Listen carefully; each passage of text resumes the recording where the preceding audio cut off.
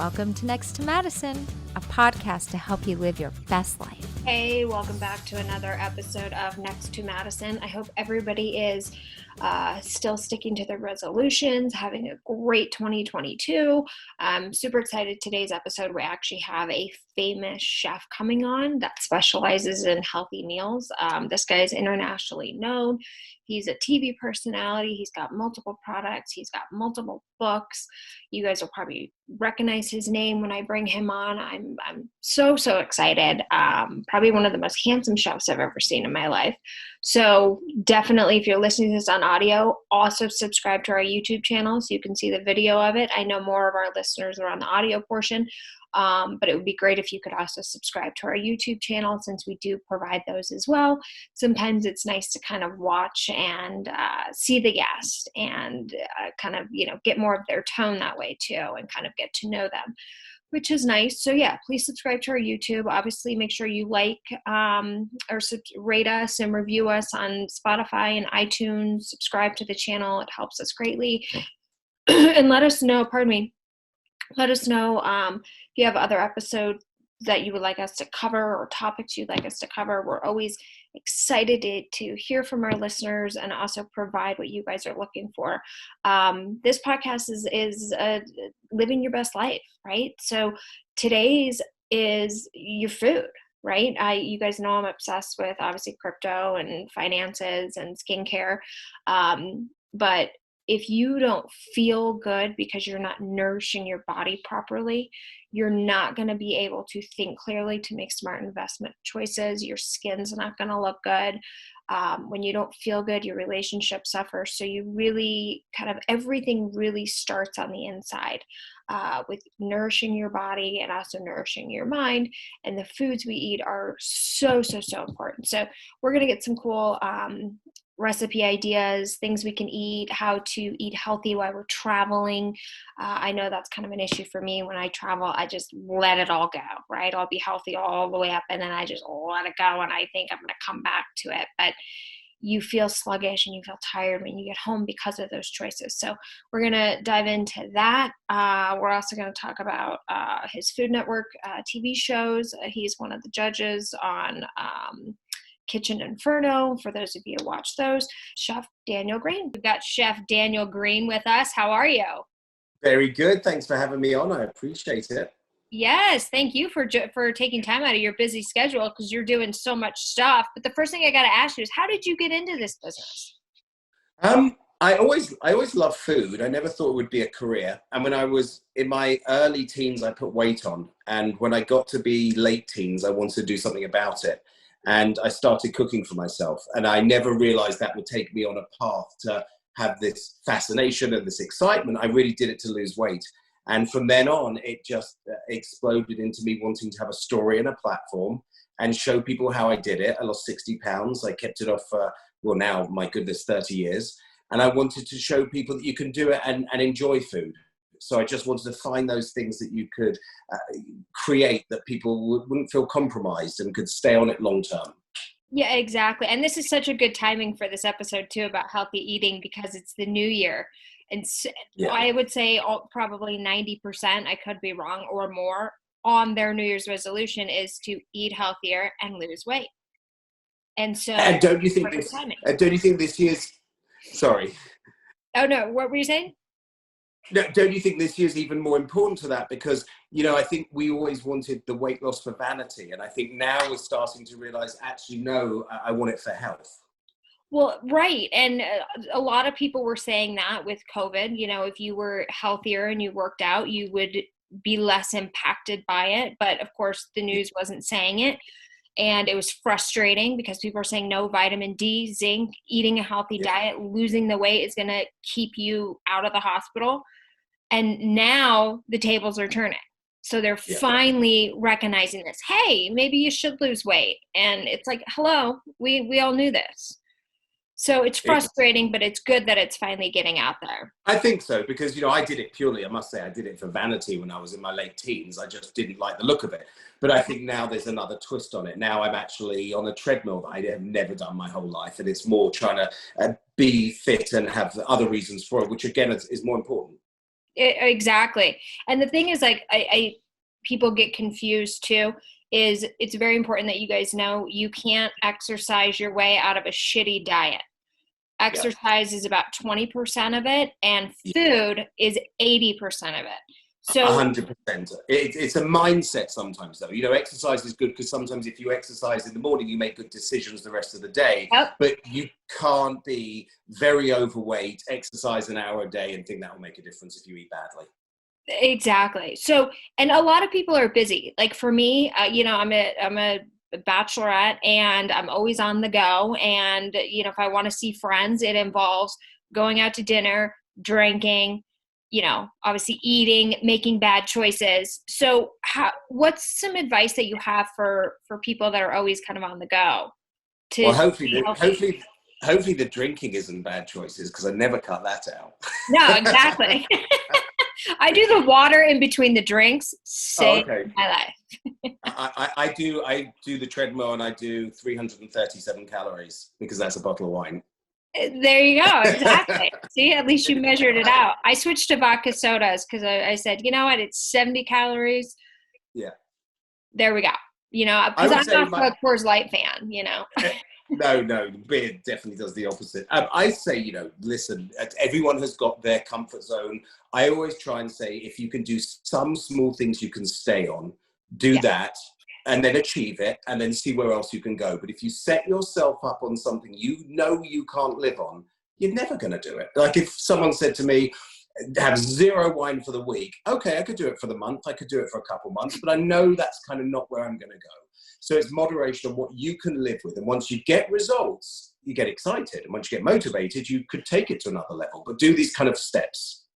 Right, exactly. So what are some of your favorite healthy go-tos? If you're going out to a restaurant, what do you typically order or stay away from?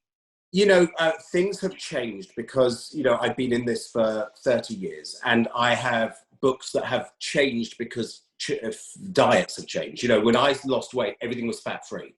You could eat potato and pasta, but you couldn't touch an avocado and you couldn't touch olive oil. We have got a lot more education under us. We now know that, I've done books on paleo. We now know that kind of, good proteins and that level of low carb is really what works. When I go to restaurants, I never am stuck. There's always something I can have. You just adapt it a bit. So I'll ask for more vegetables, no potatoes, big piece of protein. So like Japanese, I can do so well. Salads, you can do so well. Steak, I'm big on all of the protein, but I do have a lot of fruit and vegetables. I think there's always choices. I'm not the biggest fan on keto. I'm definitely more paleo because you can make keto really high fat, and keto to be in ketosis, you've really got to work hard at how you put that together and really balance it. And for some people, I'm sure a high fat diet is probably not the best way to go. Okay, so explain the difference to our audience between keto and paleo. So keto is a certain amount of fat you have to be in ketosis. So you can have things like butter, and you have cheese, and you can have cream. Paleo, there's no dairy whatsoever. You can, if you want, go in a direction that's higher fat with paleo, because you can have oils, and you can have kind of fatty meats. You can have coconut milk, which are very high in saturated fat. So I do kind of a moderated version of that. I don't really do the coconut milk and the high fat paleo, but I probably add a bit more vegetables and fruit that you can have there. Keto is a lot less vegetables, a lot less fruit.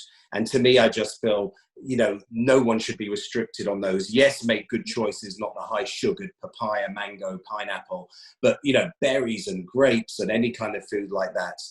I think, any fresh is always good. Yeah, absolutely. Right. Because they always say, eat your vegetables and your fruits. What do you think of that product Balance of Nature? I'm not familiar. So I see the ads a lot. It's they're like capsules, right? It's a red bottle and a green bottle. So one is your fruits and one is your vegetables, and they extract it. So it's a way, because most people do not get their recommended servings of fruits and vegetables per day. No. No, 100%. There's a lot of options out there now. There's a lot of protein shakes that have got a vast amount of fruits and vegetables in them, obviously supplements. I personally get so much on my own, so I have a lot of that, but I know it's very hard. It's also very expensive, isn't it? So a lot of people, don't really have the kind of budget to just eat, any kind of amount of fruits and vegetables at the price today. So any way you can get that is fantastic. Obviously, it's really good to have it in a natural source. That's great. And you can never have too much. So if you feel you're not having enough, take what you're talking about, all the supplements, have at least that in your system, and then add on to it, where you can. Yeah, exactly. So I want to talk about the vegetable part of it. I don't know if this is a rumor or how you can make it healthier, but raw vegetables are always going to be more nutritious than cooked vegetables. Funnily enough, but then there's certain release of nutrition in carrots when you cook them, and tomatoes. So you're right, as a rule of thumb, there's a huge amount of nutrition in raw. When you cook broccoli, you do destroy a lot of it. There's a couple of ways to get around that. Number one, carrots and tomatoes are really good on releasing certain nutrients. There's quite a few. I'm not sure exactly what they are, but they definitely benefit once you start cooking. But raw is always good. But also when you're cooking, don't overcook them. So say you're cooking broccoli, don't leave it in that water for a long time because it will continue cooking. So when you've cooked broccoli for 3 minutes on boiling, or asparagus, drain it in a colander, run some cold water over it. That stops the cooking process. It doesn't make it cold, but it stops it. And then it locks in a little bit more nutrients than you would have lost if you just let it like on a buffet. You see it kind of just wilt and go dark. I think you can see with vegetables when the color goes bad. That's obviously a kind of reason to take a look at that and see there's probably not the nutrition in it. But it's still better than nothing. Yeah, that's true. Yeah. Because I always wondered that, because usually when you would eat vegetables, most people eat vegetables cooked. Yeah, absolutely. Like yeah, no, it's very good to have cauliflower, broccoli, crudités. If you can have that, it's really good for you. So, what are your recommendations to eating healthy on a budget? Yeah, I mean, there are ways around that, and I'm very conscious of it. I'd love to go into that world because, it's not appealing to say to someone, go spend $300 in Whole Foods and have a great diet. There's a certain amount of proteins and, beans, which isn't really paleo or keto, but if you are on a budget, there are certain cans you can get, which are absolutely as cheap as can be, from artichokes, beetroot, to get beans and pulses. There are things in a can that aren't that bad. But I think, if you're conscious, you can definitely see what's on special in the grocery store and just play around with those fruits and vegetables. When it's in season, it's always a lot lower. It's always a better price. And just be more conscious of not just grabbing the strawberries at any time of year, not just grabbing the corn at any time of year. It does change because most grocery stores will always be much more discounted when something's in season.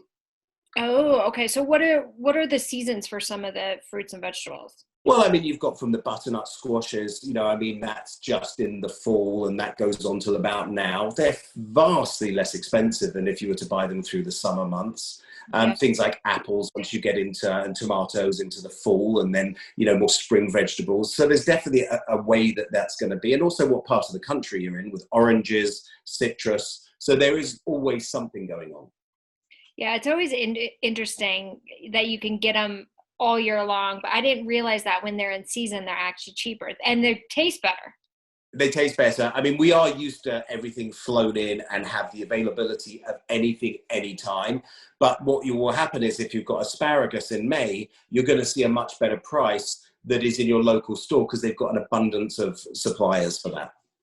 Yeah. And what do you think about the whole, like, what's going on with our food market, specifically here in the United States, where a lot of the farmland is being gobbled up by people like Bill Gates, and the Chinese own a bunch of it, and these GMOs that they're to grow them faster and bigger. Like, how do you avoid?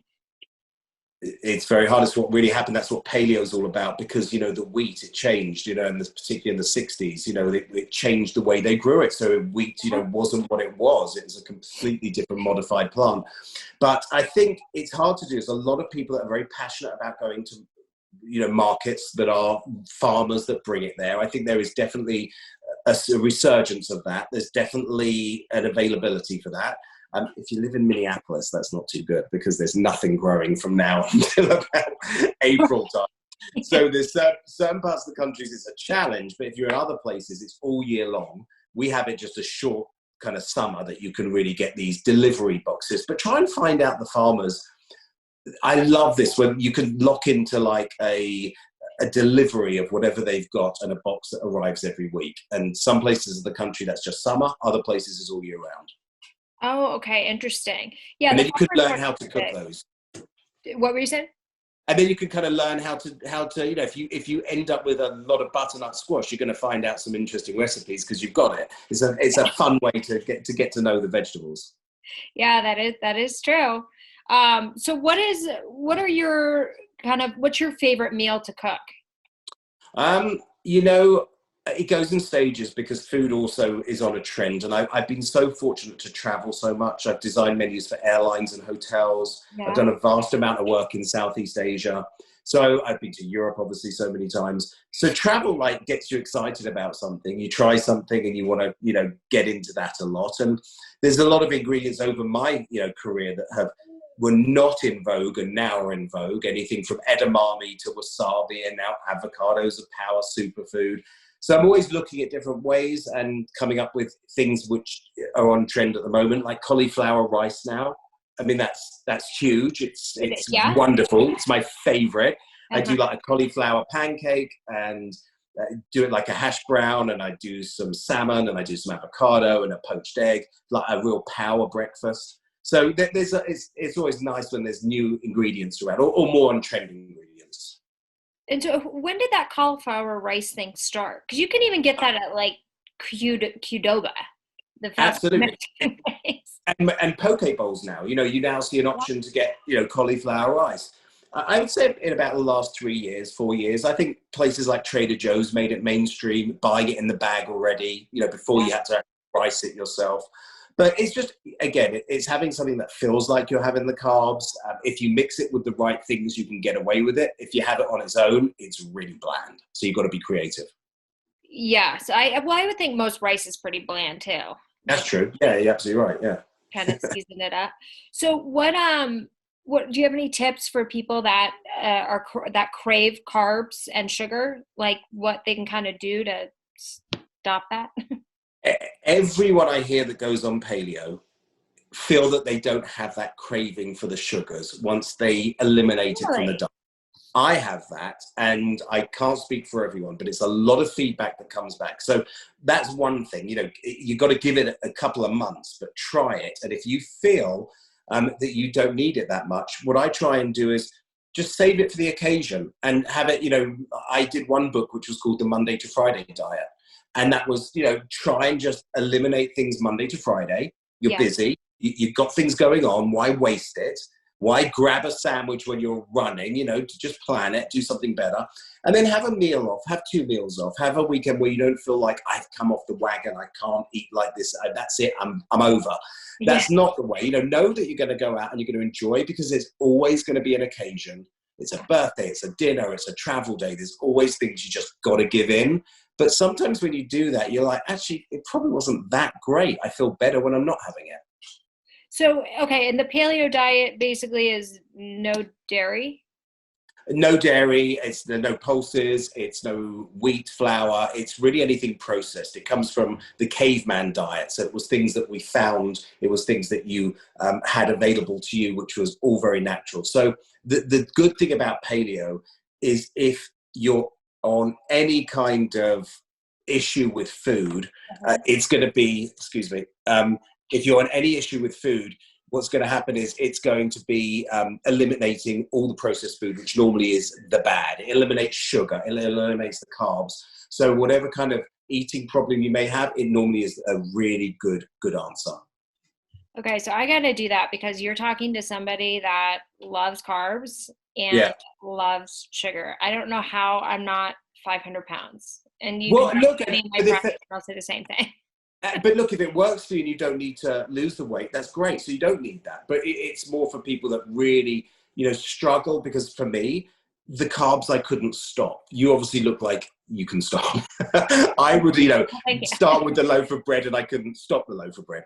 Carbs to me become like, I don't know where to draw the line. When you have protein, I feel like you get satisfied more. It's like, okay, you've had a big piece of salmon. Do you want a second piece? No, I'm kind of okay. It hit the spot. Okay, so just foods that fill you up more. Yeah, protein fills you up for longer. I mean, for me, breakfast, eggs, having, a protein breakfast, definitely, I can do a lot more in the day. It gives me the energy. And also when you have carbohydrates, you get that spike. It's like having that big lunch. You get, like you're suddenly starving and you get this energy, and then you get this lull straight after because your blood sugar level changes. So carbohydrates is not good for that spike. You want to try and have it where it gives you a little bit more of a protein, which is an even level all the way up. Okay, so what's a good breakfast, easy, quick breakfast that you would recommend? I mean, to be honest, I do omelets pretty much every day, scrambled eggs, do a little bit more egg white to egg yolk if you're worried about how much fat you have. I do like a little zucchini souffle. I can take it to that level of the cauliflower pancake if I've got like a Sunday and a Saturday I'm not working. Yeah. But for a quick fast one, it's eggs, and you can get them anywhere. You could be in a grocery store and buy them boiled already. To me, that kind of is just a not thinking about it, and I definitely have some fruit with that because you want to get some nutrition, because eggs are good to fill you up, but there's no real benefit as in like vitamin C and great nutrition. Yeah, because I've heard that you're really only supposed to eat fruit in the morning. It's good on an empty stomach. I'm learning a lot about the intermittent fasting, and it sounds fascinating. I'm loving, what I'm seeing there. Yeah. Again, you've got to find the plan that works for you. There's a lot of people that do that where they'll eat 4 hours a day. They don't care what they eat. They don't care how much what they eat in that time. And it works brilliantly for them. And there's so many new studies coming out on how good that is for your body to go into a fasting, which again is ketosis. So there's I kind of always have taken a little bit of a fusion of all of them. Like I'm not strictly paleo, but I do like to take as much as I can from all of those benefits, because all of them have got some things that make sense. Yeah, I've heard of it. I've been aware of the intermittent fasting for a long time, and I've tried to do it when I can. But my question is, and I need to find an expert on this, and maybe you can help me research this. Here's the question. You ready? So if you're on vacation, or it's a weekend, let's say, and you're doing 12 to 8 or 11 to 7, that's let's say you're doing an 8-hour window, okay, where you can eat. The question becomes, if on a Friday night, I have friends with dinner. I'm done consuming physical food at 8, but I'm drinking till midnight. Yeah. Does that still count? Like it would be counts. Right, because it's still calories. It counts. You can have coffee that's it. And some people will put a little bit of milk in it, but you can have coffee. You can't do the alcohol, but the only thing you can do is you can change the time. So you can always move your window. So just kind of, if you're on a weekend, you're going out, you have to adjust it where you're now doing maybe 6 p.m. till 11 p.m. or whatever that time is. Right. So starve yourself all day and then go out to dinner. Starve yourself all day. Or sometimes, what some people are doing on intermittent fasting is they're doing a 22-hour fast once a week. That just sounds horrendous. But that kind of makes up for the other imbalances of what you might have the rest of the week too.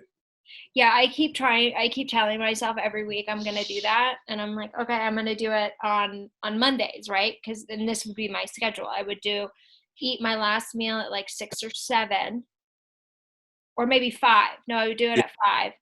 And then I could eat at 5 o'clock the next day. But I haven't been able to do it. I get too hungry. And also, it's what works for you, because the other thing is, I find when I do that, I want to eat the table. I always thought grazing was good. I was told grazing is the healthiest way, little bits all the way through, and that works for me. When I have tried that intermittent fasting, I eat like I've got indigestion. I eat like it hurts. So for me, I don't think it works. For me, I don't mind. What I don't mind doing is if I have my last thing to eat at 8 o'clock at night or even 9, I'm going to try and wait till maybe 10, 11 in the morning, give myself 12 hours. That I can do very easily. And maybe that has the 14 hours where the research comes out. The 12-hour, I'm not sure if that does. But for me, I feel like at least there's something there. Right, exactly. And you always hear about the benefits of fasting. And if you could, the longer you can go, the better. Like it rejuvenates your cells. And And it sounds great. It's one of those things like if your doctor told you to fast, you'd be all excited and you'd walk out the door and you'd be like, I can do it. And then the morning comes and you're like, no, I'm out. Exactly. And that's exactly what I feel is setting yourself up to fail. Just do things that work for you. Do little things. And if you can survive, do that well, and think how easy it was, then you go to the next place. Yeah. That's great advice. Absolutely. So yes, do what works for you. That's the most important thing. So let's fast forward to and talk about your TV career, because you've had an amazing TV career. You've done more hours of television than most people would ever could even dream of. Well, a lot of that is home shopping. And I kind of associate that's a bit like being on news. You're on there for 3-4 hours at a time. And you have a vast amount, and it's 5 days a week. There's not many places in TV you have that. So it's been good in some ways. It's been fortunate. It's been an interesting career. But I've done some really lovely things in the interim. I've done a couple of Food Network shows. And in England, I did shows like on BBC and Discovery Health. I've loved it. I continue to love it. Used to be on the Hallmark channel once a month over here for a show that was in season 9 when it ended, called Home and Family. So I've loved when I'm on TV and I'm doing cooking shows. That's giving my passion. It's giving my absolute, what I want to share on my recipes, and that excites me. Home shopping has really been an interesting kind of career, and I've loved that. It's a very different dynamic. I love the live aspect. It's always exciting to be on for hours and see how different things sell and how things generate. So it's been fun. And then I went into the infomercial world quite big about 5 years ago with a brand called Gotham Steel, which is cookware. Oh, I just saw a commercial for them last night. I think actually on the Hallmark channel.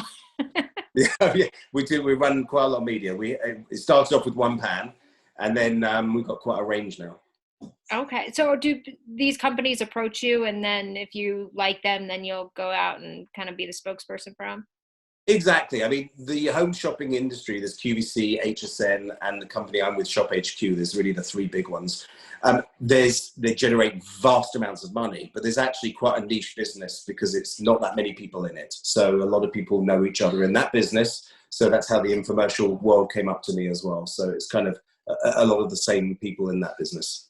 Yeah, I mean, that's so cool though, because I watch those home shopping networks and even those infomercials, and you get like sucked into them in a way. I do. The thing is, because we do have certain time frames of when that price is available, and we do have certain products that are just there for then, and you see this like go through the roof. And even yesterday we were selling COVID at home kits, and we sold 30,000 of them in a day. I mean, when there's a demand for them. The Binax or whatever it's called? Flowflex was the one we had, and we were selling them yesterday. We got them in, and it was like everyone wanted them. It was like you couldn't believe. Wow. So they were able to manufacture them that quick? They had orders. They had obviously some on hand that they had access to. So because it's delivered within 5-7 days. So they had 30,000. They were kits of 5. So they were actually shipped out 30,000 of them in a day. I mean, I wonder, it's a good thing to have, but still, how accurate are those? If you get a positive, they're 100%. You get a positive test, you've got COVID. If not, it depends when you take it. So if you take it maybe just before symptoms, maybe just as the symptoms arrive, it could be about a 93%, but it depends when you actually are taking it and when when it's in your body. But they're still big. I mean, 93% still big. Yeah, no, that's pretty impressive results for sure for like an at home. So is it a nose swab? Yeah, nose swab, 15 minutes. Just swab, put it in. You crack a little liquid in. You put the swab into the liquid, and then it gives you the 1 or the 2 lines. Okay, gotcha. Because I remember seeing on social media some people before like the whole Omicron surge or Omicron, however the heck you say it. Before they were doing some crazy, I call them crazy people because it was a little crazy to me, were doing COVID tests before they let their family into their home. Exactly. I mean, in England, everyone... I made fun of them, but that was their choice. I respect it. They would do it in England because they were giving kits away, because there'd been a lot more kind of, on the older generation, want to make sure people got together. But what the kids were doing at school in England is they were putting orange juice in the kits. Then they got a positive result, and they didn't have to go to school. Those little kids are smart.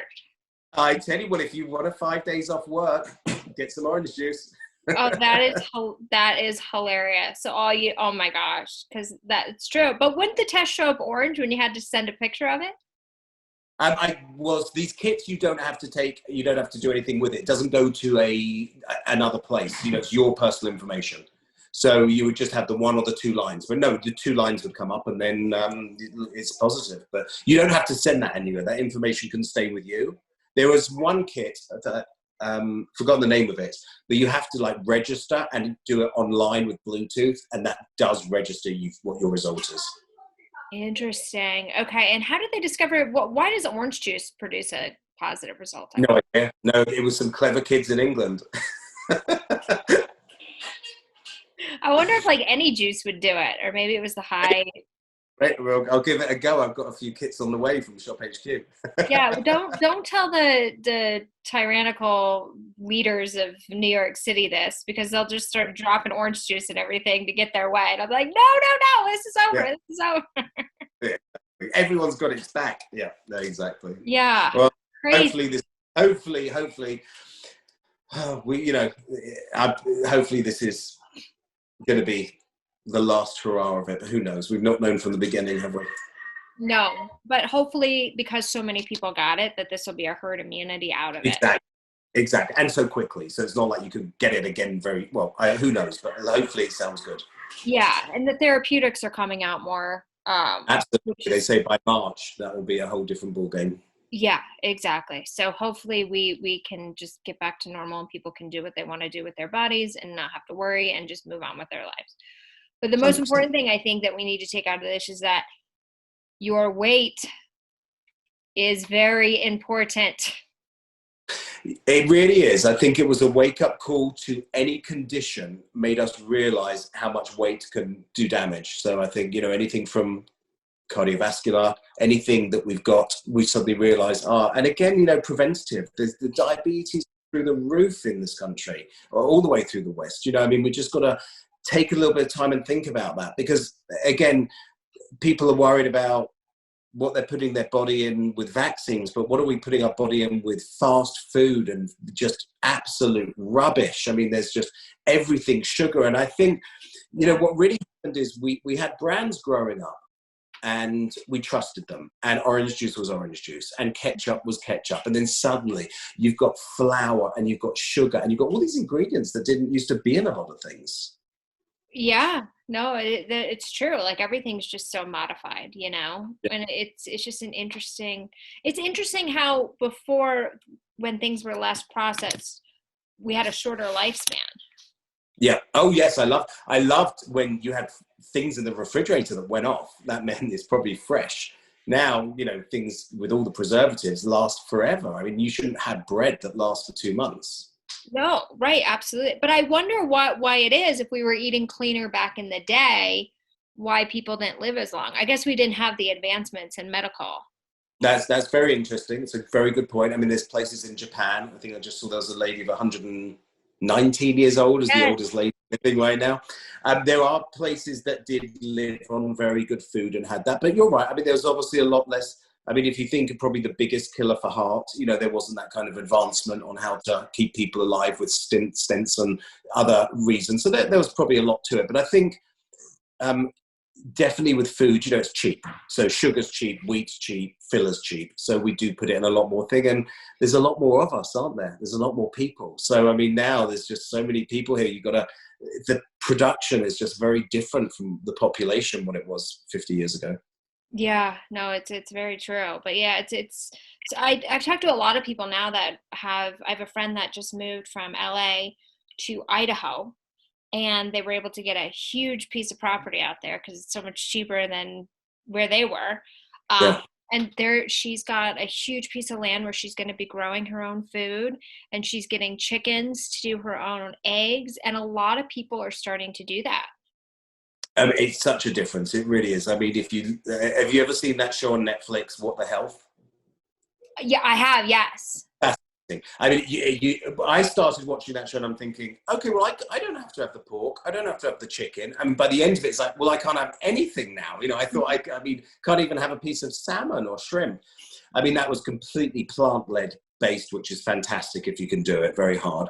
But it does show you the production on how bad things are. But when you go to places like, if you go to France, if you go to Italy, you crack an egg and the color of it is so different. You have chicken.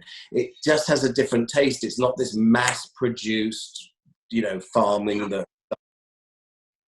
I know. And I wonder if it'll ever get better with our farming here, but it doesn't seem like it is. It's just everything. I'll go back to that because we're used to now, and food's going up in price, which no one's going to like. So I don't think we're going to have that kind of budget to say we can just spend what we want on something that's, you know, farm raised and sorry, not farm raised, like wild caught. I just think that's going to become more unreachable. I mean, it's sad, but I don't think we're so advanced in how we can produce massive quantities that it's hard to go back from that.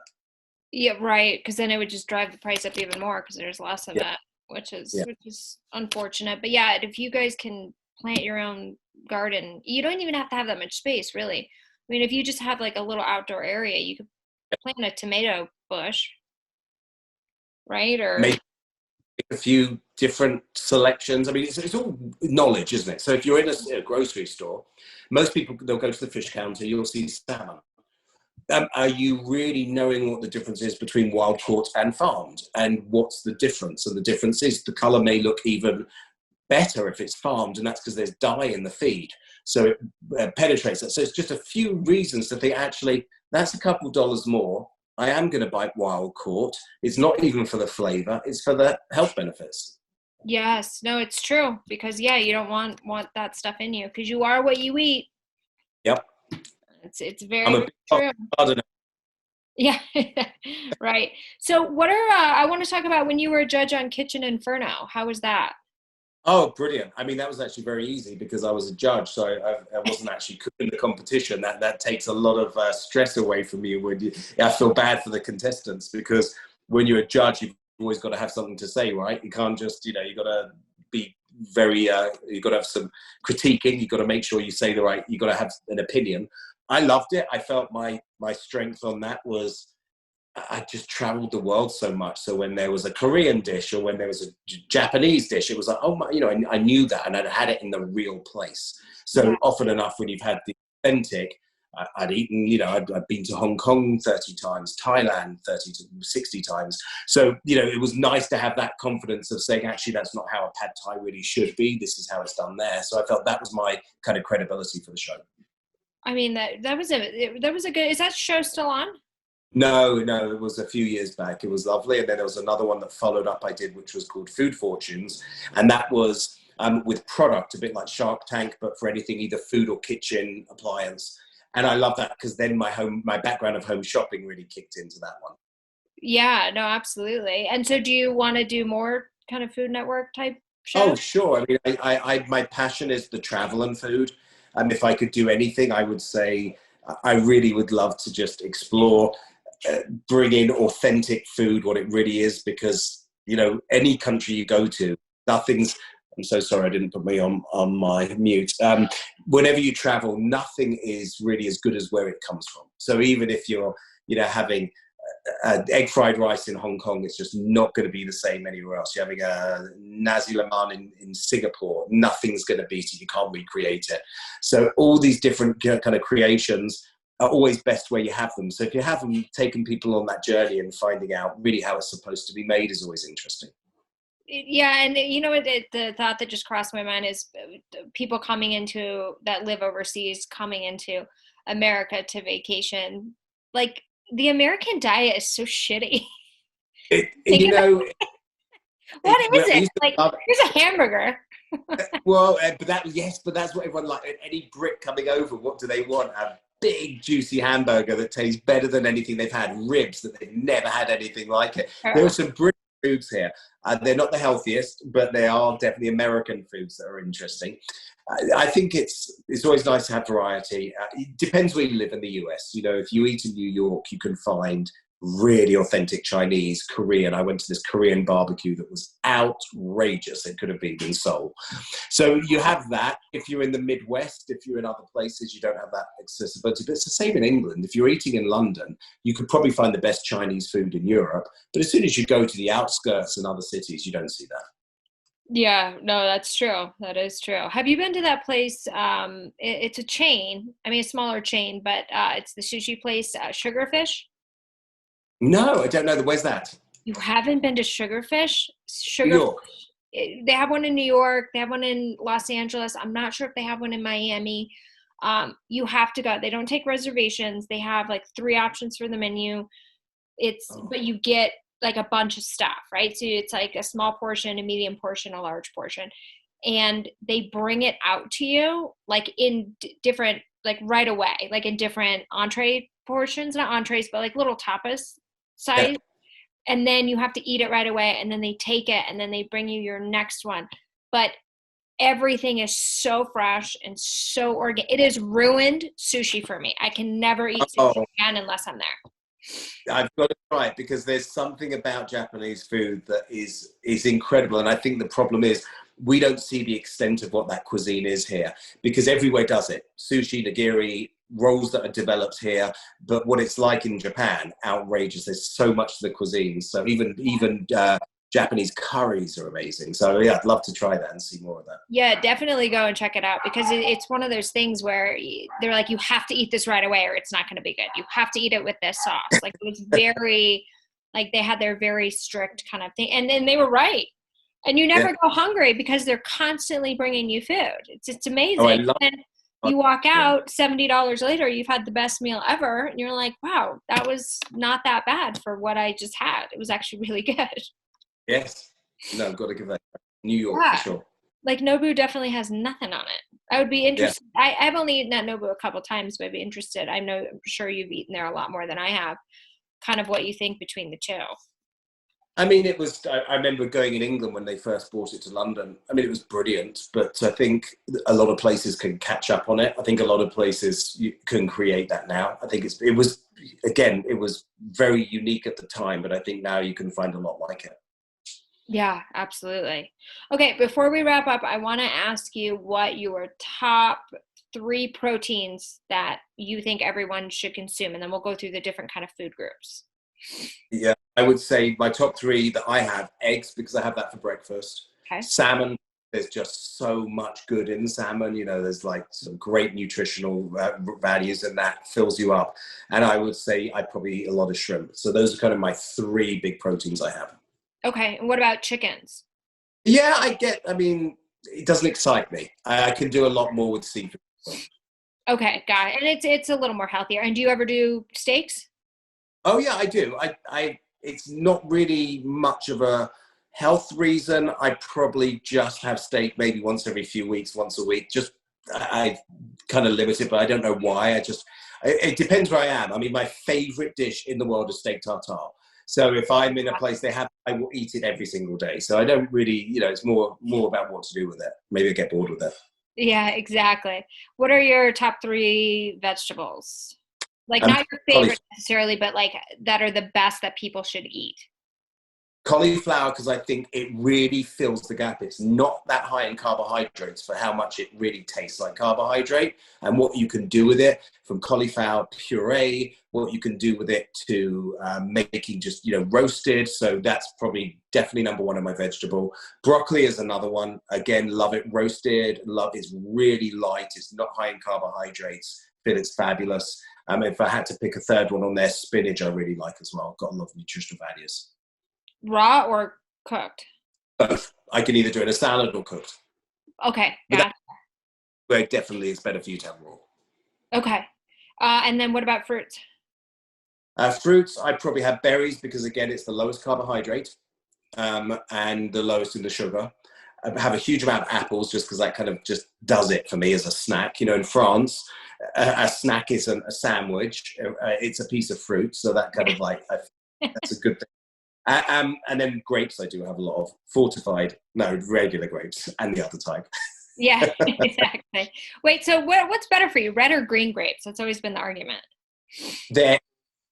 There is an antioxidant in red grapes. No, I've got it wrong, excuse me. Grapes have the same nutritional values, but there's a difference in red wine and white wine.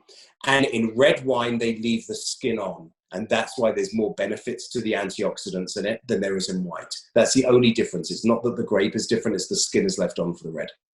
Okay, so that's wine. So if you guys are trying to get your nutrition from wine, that's your go-to. Red.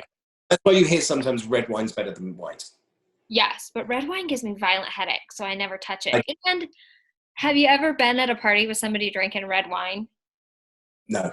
Oh, yes. Well, yes, of course. But it's so embarrassing for that person. And I don't know when I should say, like, hey, your teeth look like you haven't brushed them in a year.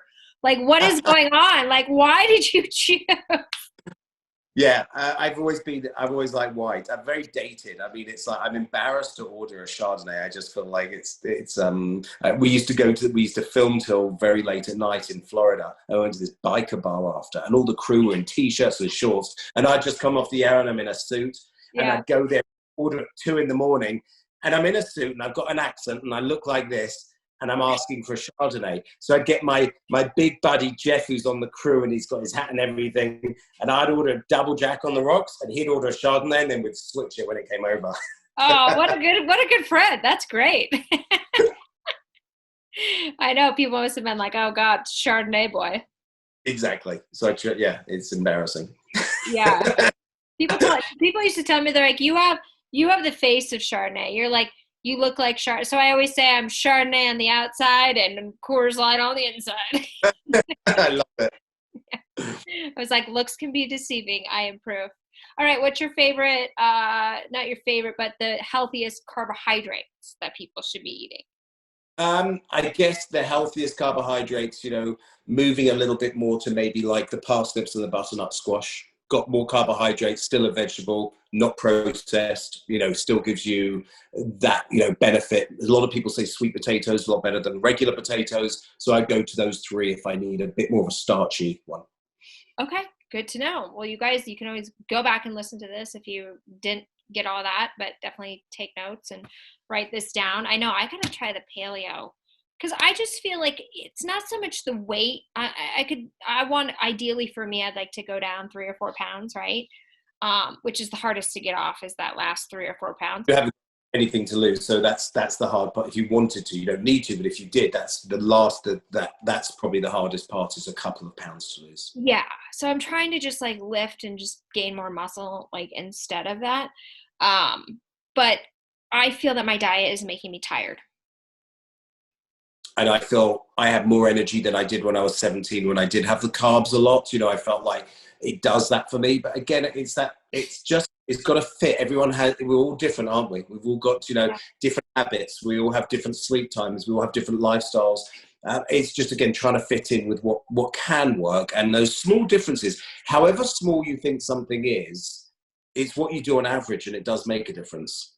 Yeah, that's true. Because I think if I started eliminating like more carbs and putting in more nutrition, maybe I would have more energy. And I feel like I do have energy, but I feel like I could not be as tired when it comes 9:30, 10 o'clock at night. I mean, I get up early, but I feel like I want to be that person that gets up at 5 a.m. versus 6 a.m. And then work out in the morning. I don't have time to work out, or I don't have energy to work out in the morning. I have to wait till after. Really? Yes. No, I couldn't do anything before I've eaten. I think breakfast is, I'd say one of the biggest things, which is the hardest to implement, is you eat like a king for breakfast, a prince for lunch, and a pauper for dinner. When you have a big breakfast, it sets you up for the day. And if you can go down, it does help you with that kind of energy and everything you've got. But a lot of people just don't have time for breakfast, or they don't love breakfast. So it's a challenge. Yeah, I've heard that before too, and I need to try that. But I think that with our social life and just in the world, where dinner becomes our biggest meal, because it's where we're with our friends. Yep, the entertainment is everything. But I think again, as long as the dinner is more vegetables, vegetables and protein, that would make a difference too. So even if you're going to have the carbohydrates, the morning's the best time to do it, because you do burn that off because you're active. But if you're having the potatoes and the starch at night, then you go to bed. It's not really doing you much favors. But if you did have the bagel in the morning, slice of bread, you're not going to notice that for the rest of the day. Oh, yeah, now I'm craving everything bagel. Maybe I should go do eggs. Do you know what? Did you know that you can make eggs in the microwave? Yeah, absolutely. I mean, you can actually do a poached egg as well. If you just put a tiny bit of water in a cup, like a mug, and you put the egg in and you do it, cover it, and do it for like 30 seconds, and you get a poached egg. Oh, I didn't know that. Okay, because I was doing the scrambled eggs, because a lot of people I think won't eat the eggs maybe in the morning, especially when they're going to work, because you got to get out the pan, maybe spray the pan, and clean the damn pan. It's too much work. But if you can throw it in the microwave and then eat it out of the same bowl, like there's no. Well, the poached egg is brilliant. 30 seconds for a poached egg and a minute for a really messy microwave, because it can explode. So. Okay. That's true. When you say cover it, like with a paper towel? Paper towel. Yep, that's it. Just a bit, because it sometimes can, you can hit that point. So it's very delicate. Learn your microwave. It's about 30 seconds. Or, a Gotham steel pan is pretty easy. Yeah, that's true. Is it dishwasher safe? I don't put any cookware in the dishwasher, because you shouldn't go above 500 degrees. It will over time destroy it. It's much better if you've got, and this isn't just my pans, any pan. If once you've cooked, wash it straight away in the sink. It's so easy to clean. If you leave it, that's when it's so hard to clean. So just 2 seconds, clean it. Okay, gotcha. All right, so just get up 2 minutes earlier. You'll be good. You have time to clean the pan. Yeah. But yeah, okay. And so, tell us before, and then one more thing before we go. Is your latest book the model cook or model? No. My latest books were the paleo books, but this week I've got a book coming out with a doctor, the cannabinoid cookbook, which is really interesting. It's been fascinating developing it for the last 18 months. And cannabinoids, we think of pot, we think of marijuana, think of, your endocannabinoid system, which is your brain, is released with certain ingredients. There's 7 ingredients, and we focused on those in the book, from turmeric to cacao, to cinnamon and thyme and rosemary. And they're very delicate, but it gives you a relief. It's a little bit of stress relief, and it helps you sleep as well. And these are natural foods. So it sets off your mind, as in what would be if you had cannabis. So your mind is in tune with this. Now, you're not going to get high.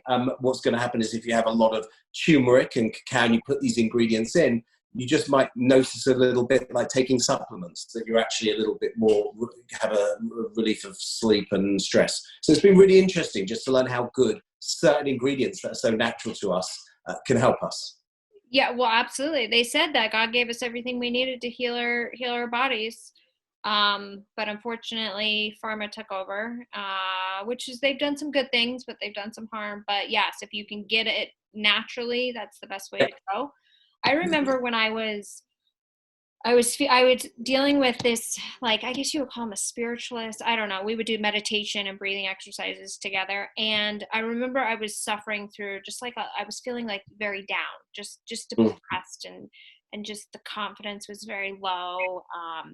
And, my doctor was saying, well, maybe you should get on like a small dose of Prozac. And I thought, well, I don't want to do that. Like, I don't want to be on it. I don't want to be numb. I don't want to have, like, I want to figure out a way out of this. And so finally I went on the small dose of Prozac, and then I was talking to him, and he said, have you ever tried zinc? You could be zinc deficient and vitamin D deficient. And so I started doing zinc and vitamin D, and I was feeling so much better. And then I would stop taking the Prozac. I would do every other day, and then and to a point where I was able just to throw it away. It was gone.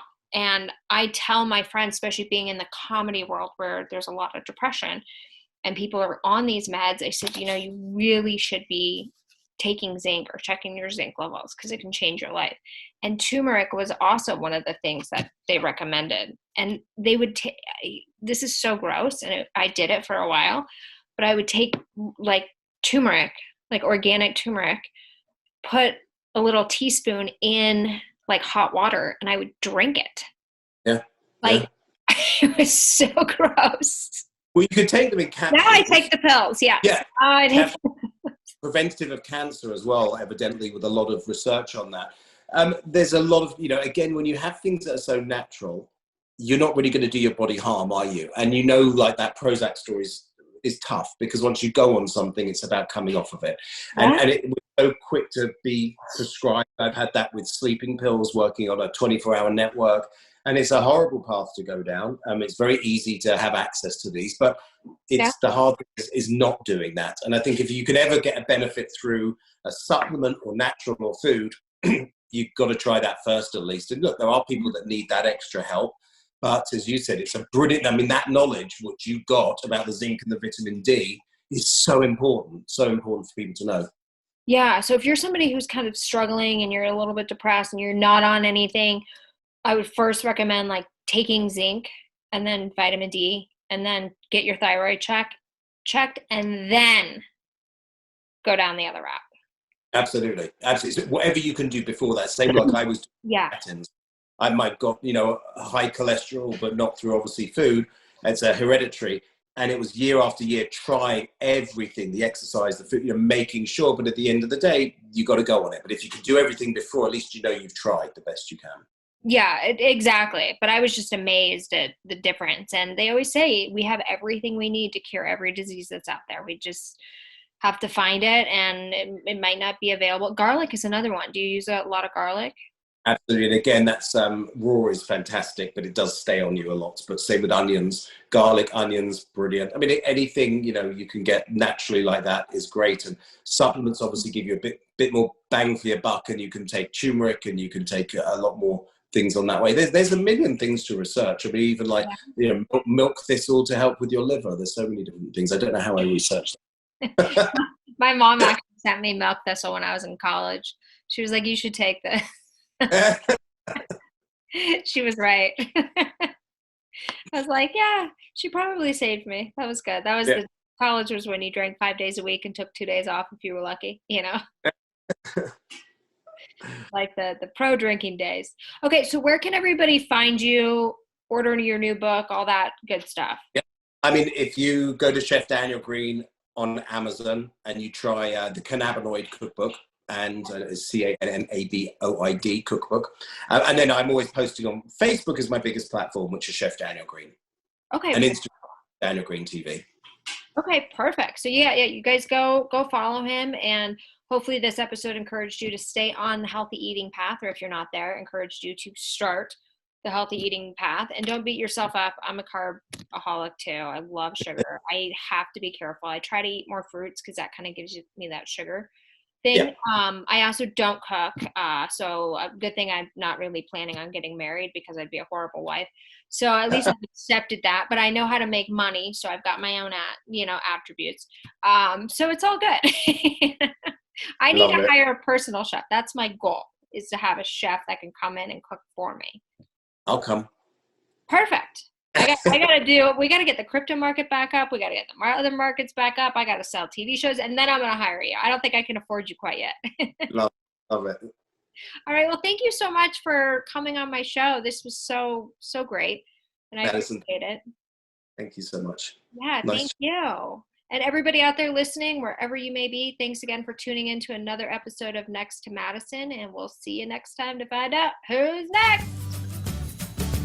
Hey, your host here, Madison Malloy. Please make sure to subscribe to the show on all podcast platforms, and please rate and review us on iTunes and Spotify. Also, if you have any questions or comments, you can email us at contact@nexttomadison.com. I thank you again for listening. Bye.